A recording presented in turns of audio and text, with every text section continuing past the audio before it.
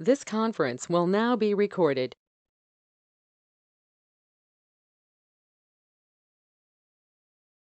I think Donna's having a problem with her phone, so we'll need to give her a minute.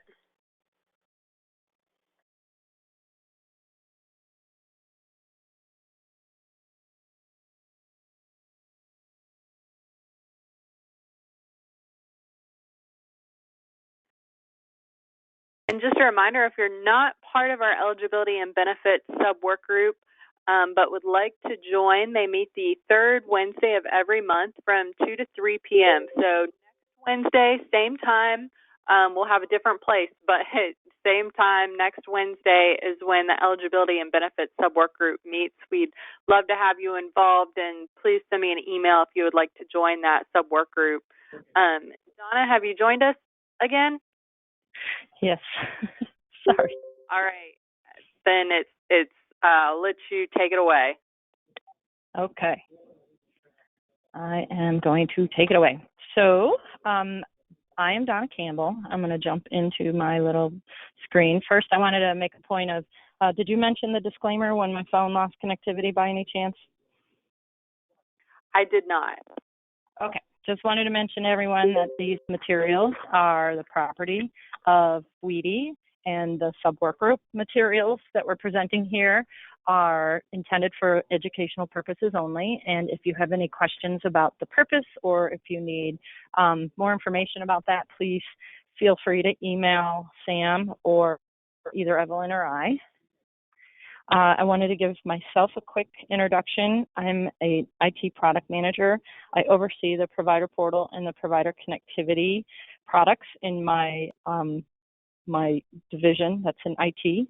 I deal with the business enhancements that are related to the 270, 271 primarily, but then I also support the claim status transaction. I'm a co-chair of the benefit information work group at the X12 the X12 insurance subcommittee, and I'm also one of the two co-chairs for the WEDI sub-work group, along with Evelyn, who can introduce herself. Thanks, Donna. Hi, I'm Evelyn Simataska. I work for Aetna, and with Aetna, I'm a project lead, and I oversee implementations of enhancements as well with the for the Aetna real-time eligibility system. And I also am the other, as you said, the other co-chair for WEDI. I'm also heavily involved in the other X12 7030 implementation efforts that are going on right now, and I'm glad to have everybody here. Thanks. So I was wondering, Sam, did you want to ask the group, I don't know if you did it via a poll or if you just want to ask the group, how familiar are people with the 270, 271 transaction? Yep, and we, since we're in GoToMeeting now with the technical difficulty, we don't have that poll to load, but if we only have around 10 people, 11 people on the call, so if anybody would like to speak up and mention how familiar they are, it would be great to have that discussion live. I agree. So is there anyone who on the call believes that they are completely unfamiliar with the 270, 271, and this is the primary reason why you're on our call today? This is Wes. I think the fact that it was a one-on-one class really attracted me because I don't have a lot of background in it. Okay. Is there anyone else? Okay. Is there anyone who feels they're experts at the 270, 271, and you're joining just to hear and possibly contribute to those who might not be as familiar? I know Donna, this is Rachel. Yeah. All right. I knew you were going to speak up because you are one of our most adored people who works with us. So feel free to chime in when you want to, Rachel, since you do have a lot of background with the 270, 271. Well, I'm not in your league, Donna, on the 270, 271, but I know enough about it to be dangerous. Yes, I like to say the same thing. So I'm going to share the limelight with my buddy Evelyn. So it may be her, it may be me that will share some information either from our own personal engagement on the 270, 271 at our organizations, or just based on how familiar we are with the 270, 271 from either the WEDI side or the X12 side. This material, just to give you guys some background, is pretty, it's just off our heads. There is some information in here that can be considered pretty technical, and I know WEDI is very much about supporting the business side of EDI, and X12 is really on the specification or the technical side of the eligibility and benefit transaction, but I still wanted to get pieces of the X12 side in front of you so you guys can make a judgment call on how well you think you know it, and maybe know it better than you think, or how well you don't know it, and it would be an opportunity for WEDI to explore how we can make it better for people who are not necessarily expert level and feel that they have some room for growth in learning the 270, 271 to be a huge supporter on the eligibility and benefit information sub-work group for WEDI. So I wanted to mention, and again, this material is, a lot of it can be considered somewhat technical. We did have to get approval from X12. We don't have any true X12 snapshots in here from a TR3 or a specification standpoint, but anytime that you're using material from someone else who has copies, you have to get permission. So we did get some permission from them to use the information that we have inside this for the purpose of the for the eligibility and benefit subwork group 101. I am going to start off with why the 270, 271 has advantages over non-electronic EDI methods. One of them, as you can see, is the 270, 271 is pretty inexpensive. Once you get it set up in your system and you have it implemented, and whether you build your own translator, which I will give you my opinion on whether or not you should do that or not, or whether or not you have a purchase translator, it ends up being a lot less expensive than a person who has to call through a phone, get some information through the phone, potentially have to talk to an agent. On average, I think the industry quotes that a single phone call could cost anywhere between $8 and $15 if you have to talk to a live person. And the 270, 271 could be anywhere from 0 to say 10 to 20 cents, depending on what organization you go through, what vendors you go through, and then particularly what kind of services they offer that may be above and beyond just the exchange of the EDI transaction. So it's typically pretty inexpensive and a high volume transaction comparatively to other means of collecting the information that you can also get on the eligibility response.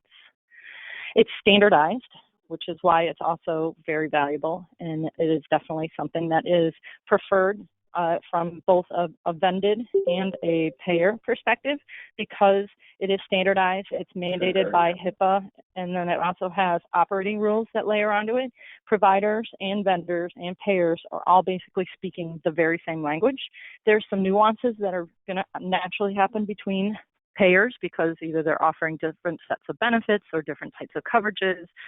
There might be a dental vendor versus, or a dental payer versus a medical payer. So clearly there's going to be a different level of data that goes back. But in the 90 to 100% range, you're going to see the same format, whether it's a 270 between a dental payer and a dental provider, and or a medical provider and a medical payer, because they're all using the 270, 271.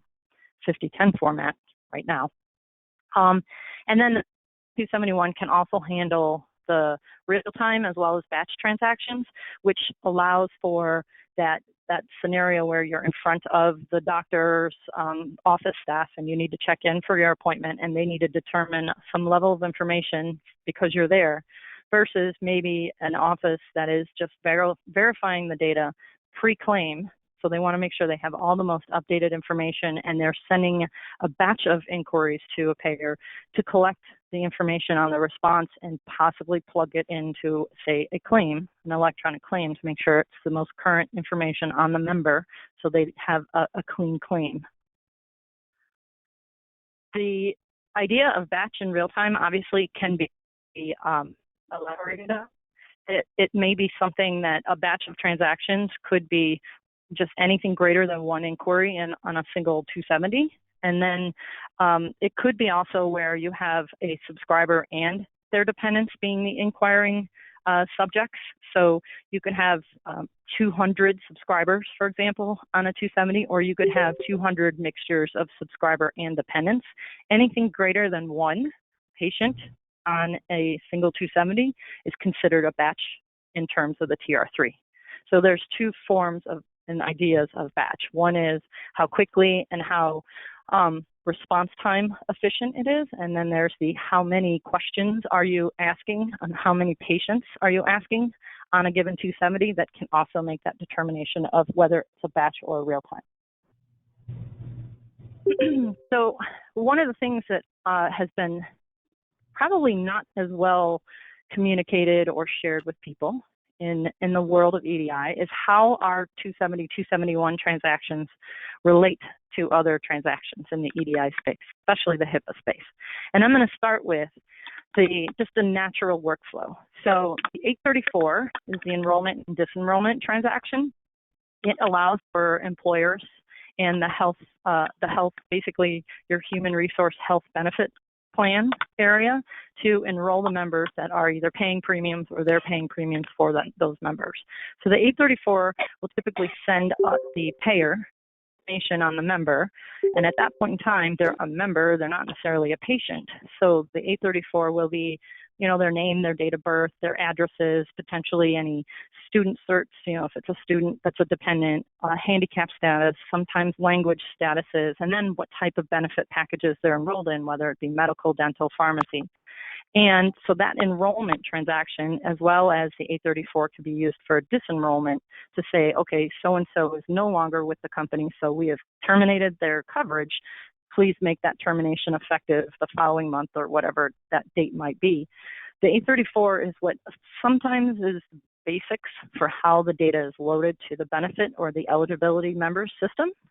And then the 270, 271 is typically using that same information. So the ID card that may have been generated from the data that was on the 834 is the same ID card that may be presented when the member goes to a physician appointment and now has become a patient. And that information may have downstream impacts as well. That same 270, 271, a subsequent transaction to the 270, 271 could be, okay, now we know that Donna has coverage. Donna has coverage with Blue Cross Blue Shield of Illinois, and I need to see if she can have a MRI of her lower lumbar spine. And now the 271, the data that's returned on the 271, that's indicated Donna's a member, she's covered, she has medical plan, and her subsequent information that would go on the 278 is returned on the 271 and then used on the 278 for that services review for the prior authorization. Some of the other information that is returned for a 270, 271 could also be used on an 837. So the 837 transaction is a claim encounter, as you know, or maybe you don't know, but you do now. And when you submit the claim, again, I mentioned this a little earlier, where there's something called a clean claim. If you have multiple group numbers for Donna Campbell because she has a dental policy and she has a medical policy, and you're getting an MRI and you want to file that claim, of course you need to have probably the most up-to-date information for the group number, possibly the last name spelling or the first name spelling. Definitely want to make sure that the date of birth is the same. That ensures, at least when the claim goes to that payer, it has gone through its validation or its claim editing, and it says, okay, all of this information is correct. Now let's adjudicate the claim lines and the service lines. The 270, 271 is also related to a not well-known transaction called the 275, which is the claim attachment or prior authorization attachment transaction. It sometimes is related to an 837 or 278, but it is much the same information that, say, a 271 will return, like the ID and the date of birth, or the ID and the name, that could be pushed on the 275 that may come with an 837, which is the claim encounter. So the 275 would carry, say, the images or some of the clinician notes or the lab results that would come in with a claim to help so that claim does not get rejected or pended for needing additional information. And then the 271, while it's not directly related to the 835, it has some relationship to the 835 because obviously the information that's on the 835, which pays the claim, it has the EFT portion, which moves the money, and then the reconciliation of what the money is covering. All of that, if you didn't start with a very good 270, 271, you potentially won't get paid as a provider. So that's why there is a loose relationship between the 270, 271 and the 835, and a very tight relationship between the 270, 271 and, say, the 278 or 837. I'm going to pause. Does anyone have any questions?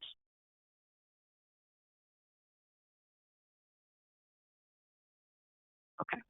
So I also wanted to mention that we have multiple uses for the 270, 271. So in the world of an eligibility and benefit inquiry, the normal flow is a provider has a member coming in and they want to validate coverage, eligibility, and benefits. So it's between a provider and a payer. Potentially, in-house could be in between there. But there's also other uses where a provider could be inquiring on another provider.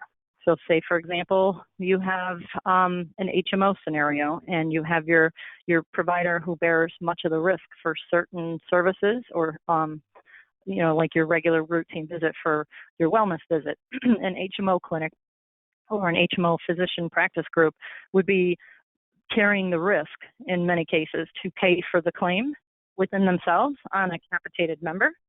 So a provider could send another provider an inquiry using the 270, 271. You could have a payer inquiring against another payer, say for COB purposes, coordination of benefits, or you could just have some subsystems in your space, like potentially you have a life insurance company that's related to your healthcare dental provided payer system. So maybe you have offshoots that you're not on the exact same system, but because the member has coverages with each of those components, you send 270s to validate the information for whatever purpose that it's needed for. There are 4 loops, and this is where we get into the somewhat technical piece. There's 4 loops in the implementation of the 270, 271. The implementation of the 270, 271 is really an extract of the standard, which is the 270, 271 kind of base or foundation. So in the 270, 271 standard, you have essentially one loop, we'll call it the 2000 loop, and you have a 2100 loop, and a 2110 loop, a 2115 loop, and a 2120 loop. And you can see the numbers are pretty nested with one another.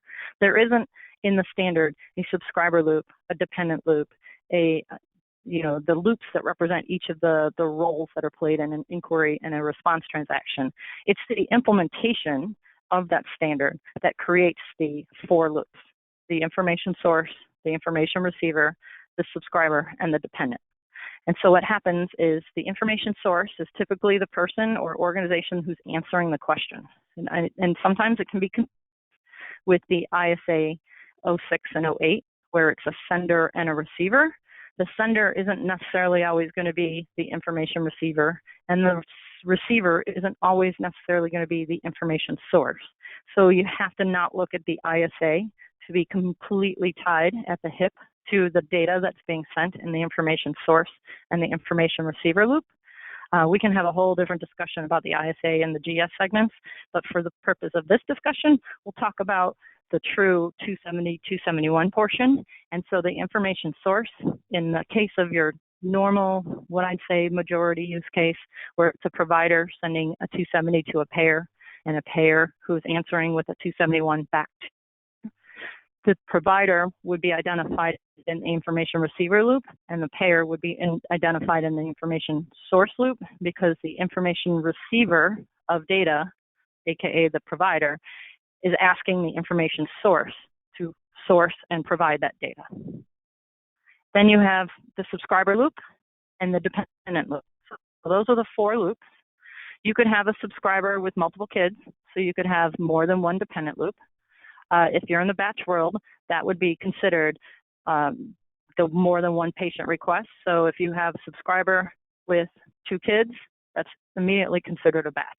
If you have a subscriber with dependent, and the dependent is where the question's being asked, and even if that subscriber has 2 kids, you're only asking for kid number 1 on the inquiry to see what kid number 1's benefits are and their coverage status is, that could be considered real time because it's a single patient request in a single 270. The subscriber, and this is a tricky one for the industry, the subscriber on the 270 and 271 is not necessarily the typical definition of a subscriber in a health plan system. So this has always tripped people up. It's the concept of uniquely identifying a person to the organization. If you don't need to say I'm going to use myself. I don't have any kids, but pretend like I have a kid. If I have Donna Campbell and my is XYZ1112223333, and I have a son and his ID is XYZ1112223333, it's my ID. Just the differentiating characteristics are his last name, his first name, his date of birth, different from mine, possibly. That would be where he cannot be uniquely identified to the information sources system, the payer, because we're sharing the same subscriber ID. However, if my ID was XYZ1112223333 and my son's ID was 111222333 with the XYZ beginning, and then it had a -1, for example, or it had an 01 after the 33301, if he could be unified with that member ID to the information source, aka the payer, then he is, for the purpose of the transaction, to be treated like he's a subscriber. So you wouldn't have to put me in the subscriber loop and him in the dependent loop. However, the big catch is a provider may or may not know how that member is stored in that information sources system. So they're not forced to make that determination before they send the member data in the subscriber loop or the dependent loop, because they might not know all the time. There's a typical reaction that they would just put Donna in the subscriber loop and the son in the dependent loop, and the payer would process it regardless of whether it's uniquely defined or not.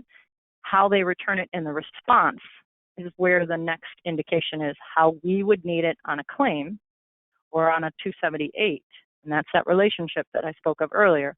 So if I need the provider to submit the claim with my son treated as a subscriber, then when I return my 271, I have to indicate him as a subscriber, even if the provider on the 270 submitted him in the dependent loop. If I need that claim to come through with my son as a subscriber, because on my claim he has to be treated uniquely like a subscriber, and that's where I have to return it on the 271. And there's a section in the front matter of the TR3. We refer to it affectionately as the 1.4.7.1 and 1.4.7.2 section. It has the basic requirements of this type of information and tells you how you need it on subsequent transactions is how you have to return the demographic data on the 271.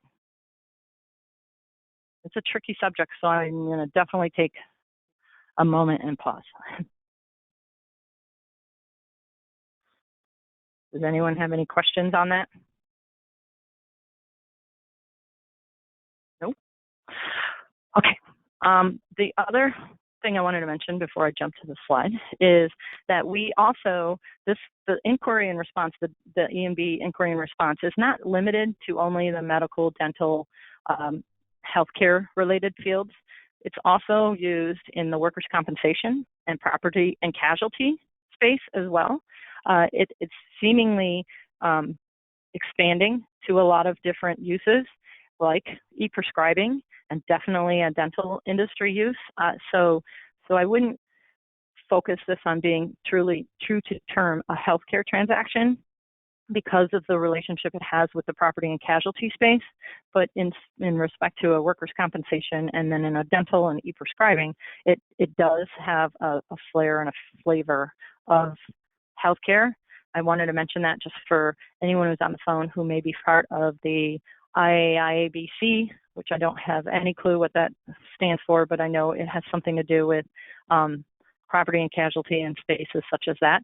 And I don't want to discount that there are people who use this who are not necessarily providers per se, looking for membership information on a member and benefit information on a member with respect to true healthcare. It might be you slipped and fell on someone's sidewalk, you were in a car accident, or you had your roof broke because of your neighbor's tree. And this is all information that in the healthcare world, as well as say a State Farm or an Allstate, those are the spaces that this can also be used in. The next slide is we have called in our world the primary search option and the alternate required search options. In the current 5010 version, we mandated that you have to support looking up a member if 4 pieces of information came in: the subscriber ID, the last name, the first name, and the date of birth. So that is what we have dubbed a primary required search option. Then we've also created alternate required search options that you have to support. If all 4 pieces didn't come in, you have to be able to support a member ID, a last name, first name search, and a member ID, last name, date of birth search. There's an alternate search option required but heavily used, which is member ID, date of birth search option. And those 4 search options seem to be the most popular in the industry. The transaction TR3 does not preclude you from supporting additional search options if your privacy and security and you have a clean system with the data, that you likely wouldn't have a bunch of multiple duplicate matches. Some are a little high risk, more so than others, like doing a last name, first name, date of birth search may be a little bit more risky than an ID date of birth search, but it all depends on the number of members in your system and how uniquely identifiable they are with those pieces of demographic data, such as the last name, first name, member ID, date of birth. And then real alternate search options, the alternative ones like using an address or using a gender. Those could be used, but you're not, as a payer, you're not allowed to require a provider only support those. And you are not necessarily, you're not supposed to return data. If you find multiple matches, you're supposed to return an error and give them information on what it is you would need from the primary search to break the more than one match. So an example in that scenario is if Donna Campbell with XYZ 111222333 with date of birth 1101 hit multiple people in my system, I can't tell a provider of me already supporting the maximum 4 data elements, which is the last name, first name, member ID, date of birth, that I need a group number or I need a address, because that's requiring more than the maximum 4 pieces of elements to uniquely identify a member. It doesn't mean you may not have those scenarios, but you can't require a provider send you additional information to break the match if you do have multiple scenarios, multiple hits. And those search options, I was going to say, and those search options, Donna, are clearly laid out in the front matter of the guide too. So if anybody wants to reference those, it's all clearly laid out there. Another step in the transaction, the 270, 271, is the actual question. Like you say Donna Campbell, you say Evelyn, you want benefits, you're inquiring on Evelyn, you're inquiring on Donna. You just inquiring on us with us having our name and date of birth and sub ID isn't going to be enough. You have to ask a question. And the question is carried in what we call the EQ. And no, it doesn't necessarily stand for eligibility question, although it does work out that way. I think when it was created many years ago, that was probably the purpose, but we don't refer to it that way. So if you ask an EQ, you can get a general inquiry. You can ask for just basic plan coverage. Today, that's known as a service type code 60. You won't get really much else in that benefit response. You'll find out that the member is active or not active.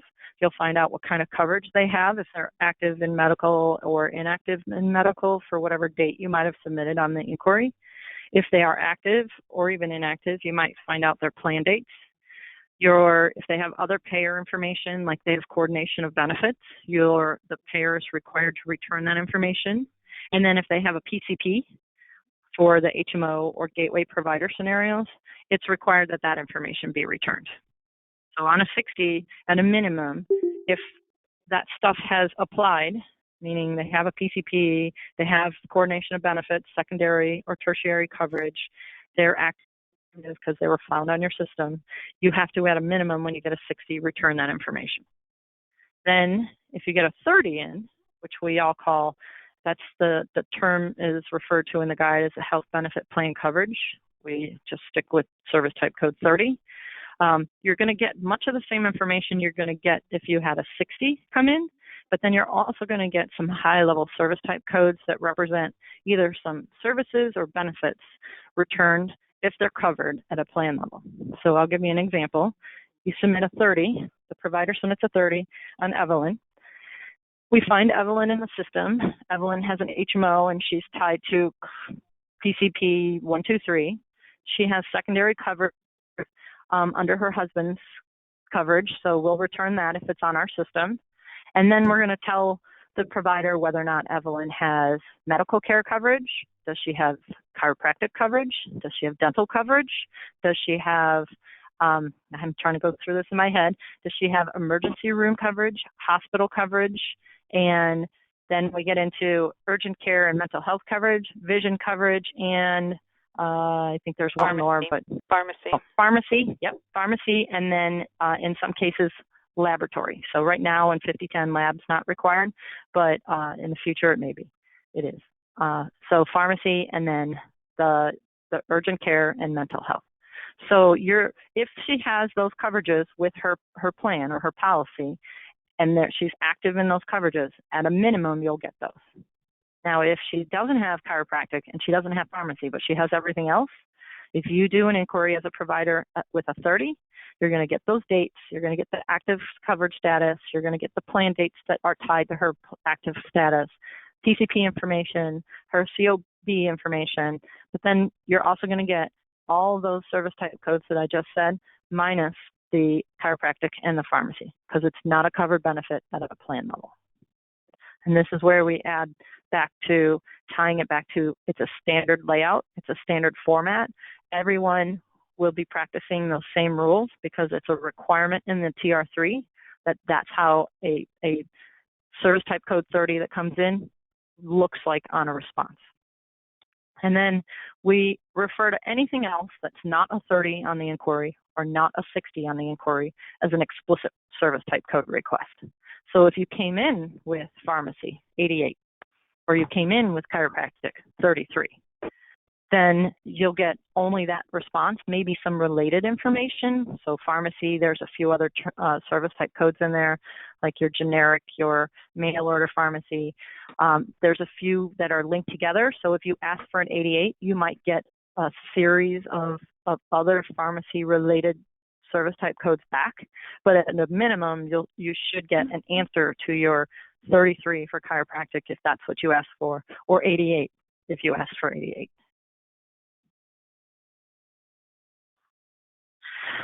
The explicit service type codes in the 270, 271 are not required to be supported.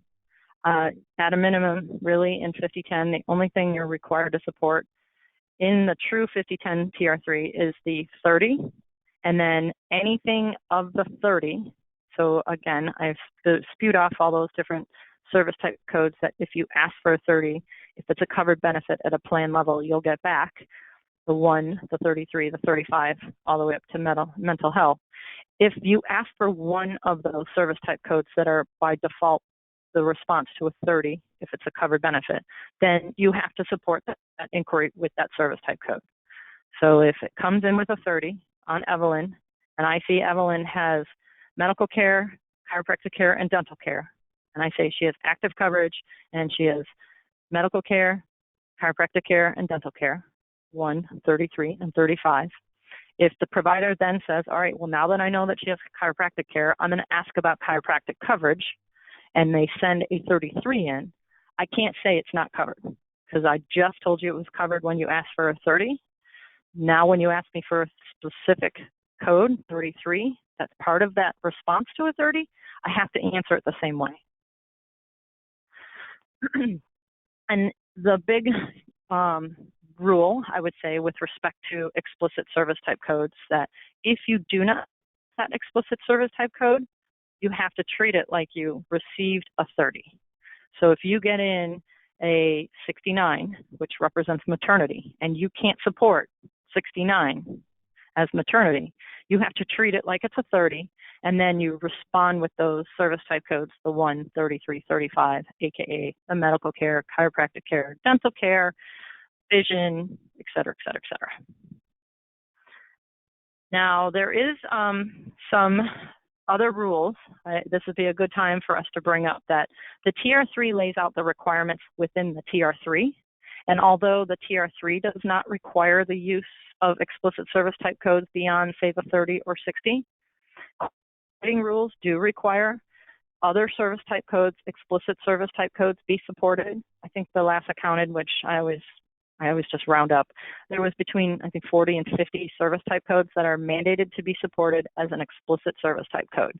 So while the TR3 requires the 30 be supported at a minimum, the core operating rules that are mandated under the patient protection and the PPACA or ACA, whatever we want to call it, those require the support of explicit service type codes. And then they require some additional pieces of information be returned on the response that are outside of the requirements of the TR3.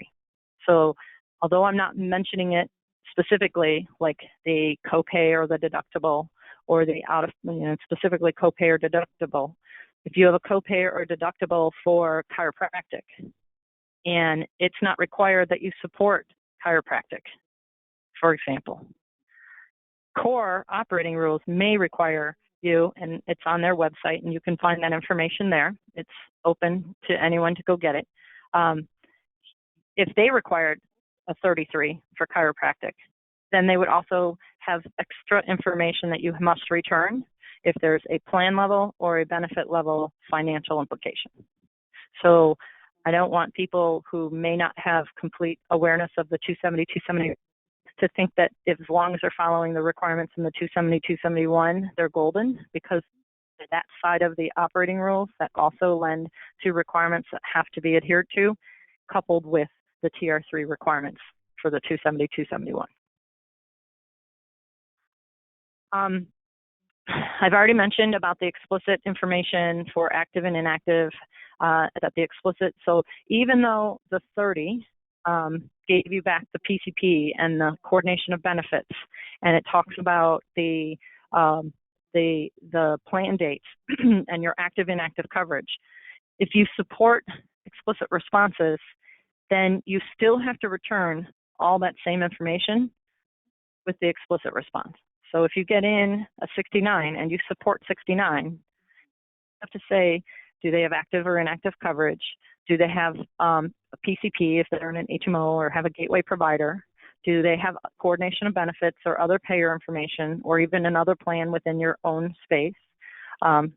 Do they have to return the data like you need it on a subsequent EDI transaction? Every rule when it comes to the explicit service type codes and that level of information applies the same as it would if it got a 30 or a 60 in. Those are the basic requirements that must be returned on every inquiry response. The additional pieces are whether or not you send more, and then the financials that go back. That's not necessarily part of this TR3, rather it's part of the operating rules. And I've already mentioned, if you get an explicit service type code in and you don't support it, you have to treat it like it's a 30. I'm going to pause for a second if there's any questions. Okay. So there's a couple different use cases that I wanted to go to. These are the typical use cases, but not necessarily the only use cases.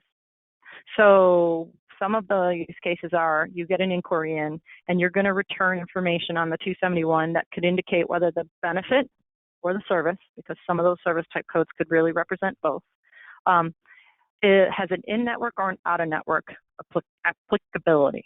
So say you are covered for in-network for immunizations, but out-of-network you're not. Just an example. Or in-network, you have a $30 copay. Out-of-network, you have a $100 copay. And you could say another use case is whether or not that benefit or service is applicable to a given place of service or not. So say you have a $700 deductible if you're doing it at a hospital in an outpatient setting, but you have only a $500 deductible if you're doing it at an ambulatory surgical center. And then you can have the flavor on top of that with in-network and out-of-network. You can see it could build on it. Then you could have a potential safe scenario where it depends on the provider type. So maybe you have a multi-physician practice that it only applies to that type of taxonomy for a given service type code. And maybe in another case, it has to be a different type of specialty. So using like an OB-GYN, I can never say that word, an obstetrician, OB, they might have a specific taxonomy code that allows them to be, for that member, to be treated by that provider for maternity. But say an OB-GYN for chiropractic service type code, those two wouldn't work together, so there might be a different level of response saying, while they have the benefit, you're not entitled to deliver that service because you're an OB-GYN and you don't do muscle manipulation. And then a 270, 271 could get as detailed as responding with procedure codes, even if on the 270. So in this case, you can have a service type code for chiropractic come in, and maybe you have a particular chiropractic muscle manipulation or adjustment that is excluded, or a particular one that has a different deductible, like one type of procedure code. Even though the 33 says chiropractic, you could further qualify it by using the procedure code on the 271, EB, saying EB 33, they have coverage $100 for their copay, but then EB with a separate EB with the procedure code to indicate what coverage level that particular procedure is. And because particular procedures might be related to given service type codes, they don't have an order of priority. So if the EB with the service type code came before the EB with the procedure code, there's no implied order. One does not trump the other. One is not necessarily treated as an umbrella to the other. They're truly two independent EB statements. You could also have it where your 271 indicates whether or not an authorization or certification is required or not, and all these could be tied together. You could have all of these scenarios on a given one 271, or they could be independent use cases. You could also have procedure and diagnosis code support on the 270, which then lends itself to being able to more granularly answer the question on the 271. So this is, you're not asking for the EQ30, you're not asking for a 33 or 69, you're asking for 97203 as the HCPCS or CPT code, and then maybe tied to a diagnosis code. Or maybe you're asking for 97203 with the place of service home, and maybe that's not possible. So you would respond with, well, sorry, I can't do an MRI in the home. And I made that CPT code up, so I don't even know if it's a real one. And then the payer could support all the service type codes and determine for every single one of those service type codes if it's a benefit that's covered or not, or service that's covered or not, and what the financial and or non-financial responsibility is for that member, that patient, and then potentially what their remaining amounts are. And this gets us closer. That last line is really what the core operating rules, and those are where the rules are there, because it requires the 40 to 50 service type codes be supported. And if the financials are different at the benefit level than the plan level, then you have to indicate if a copay or deductible is different for those benefits or services. You have to let the provider know, hey, Donna has a $5,000 deductible overall for her plan, but that one service or that one benefit is only a $2,000 deductible. So it's different than the plan level, and we have to let that provider know so they don't try to collect $5,000 for that one service. They collect the $2,000. And then obviously if I've met my deductible, or even on my way to meeting the deductible, advising the provider how much to the last date of, say, the claims adjudication, how much has been utilized, and therefore how much my accumulation is. And then the what I would call final ways is you could provide information about a delivery pattern for a benefit. So say you're allowing a member to go get chiropractic services, but you're not going to let them use 60 appointments in a week, that there's a maximum usage that they're allowed to go 3 times a week for the next 3 months, or 2 times a week for the next 3 months.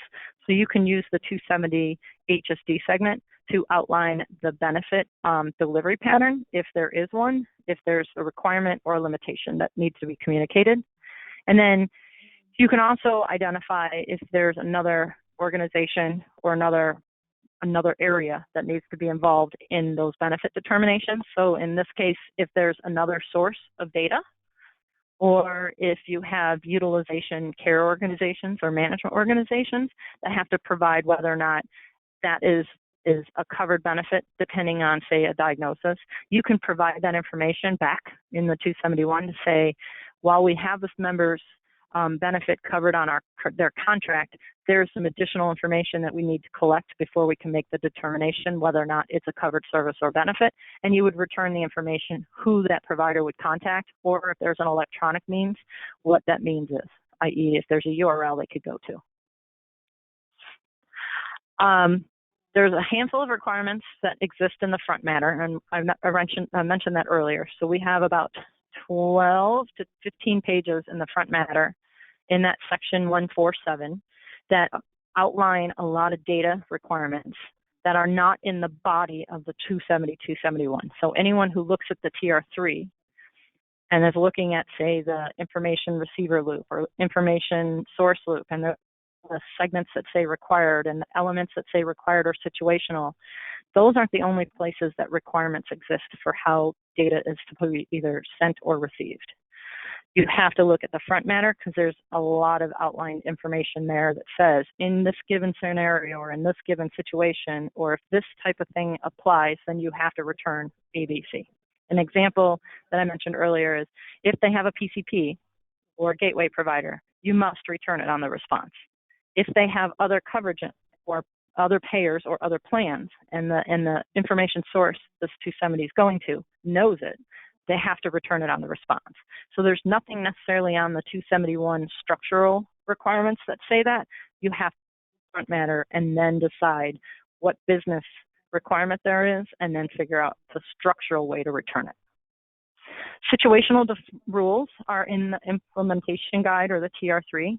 Situational rules are only on elements, segments, or loops that are used to have a situational usage. They define when item is required, and then will tell you whether or not you're allowed to send it if it doesn't meet the required situation, or you're not allowed to send it if it doesn't meet the required situation. You will never see a situational rule on anything that's marked as required or not used. Obviously, that's by default. And then we have some examples. So like the dependent loop, the entire 2000D loop is situational. The only time you would use the situation for the dependent loop is if the member is determined to be a dependent by definition of dependent. And then if they satisfy that condition, then the situational rule applies. That means it's now required, so then you have to return the dependent loop.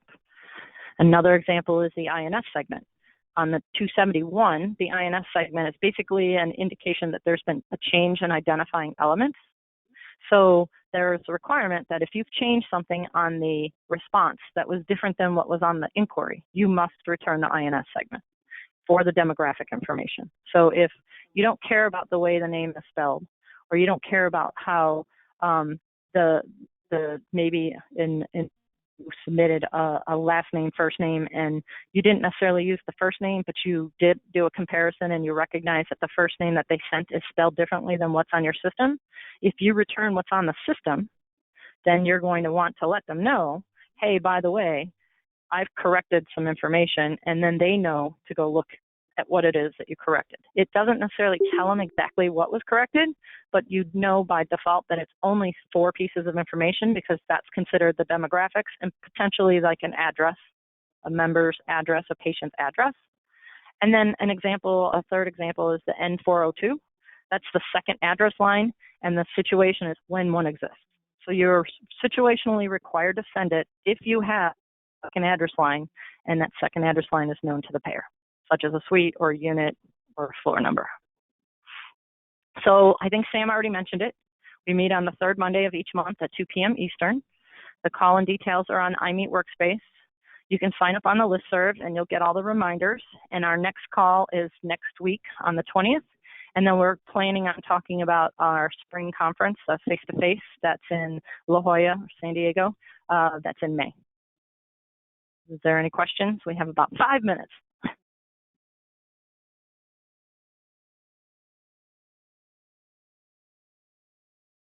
Is there anybody still there? Hopefully. Still here. Okay, good. So does anyone have any questions? I'd be happy to answer any questions, or if you need to send us an email. I had our emails up there. I'd be happy to answer emails as well if there's a need with any of the material we presented, or if anyone has any questions. And then Evelyn as well. She, although I didn't let her speak much because I have a tendency to talk a lot, she also is expert level on the 270, 271, and would be happy between the two of us. If either one of us could be of service, we'll be happy to help. And Donna, this is Rachel. High fives. Excellent webinar. Thank you. Yes, thank you so much, Donna and Evelyn. I know you're there as well. I really appreciate you putting this webinar together and being such fantastic presenters. If you could email me that slide deck so I can get it out to all of our attendees. And I will also be emailing out the link to this recorded webinar in case any of you want to send it to your colleagues that you think they would also find this helpful. So thank you again to everybody. And if you have any questions about this webinar, future webinars, or any of our work groups, including our eligibility and benefits sub-work group, please don't hesitate to email me, sholvey@weedy.org. Thank you, everybody, for participating today, and I hope you have a great rest of the week. Thank you. Thank you. Thank you.